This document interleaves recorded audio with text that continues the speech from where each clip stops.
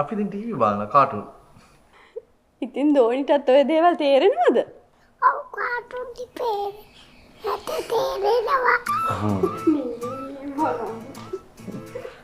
බලන් යනකොට මේ ආච්චිට විතරයි කිසිම දෙයක් තේරෙන්නේ නැත්තේ.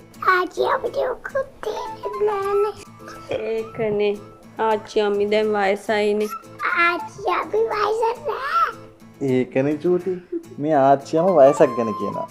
මෙයා නිකම් වයසට යනවා. ඒක නෑ නැත්ත. අම්මා හැමතිස්සෙම හිතෙන් වයසට යන්න හදනවා. ඔයාලට ඕනේ ඉතින් හැමදාම මාව තරුණ කරලා තියාගන්නද? අම්මා තරුණයි තමයි.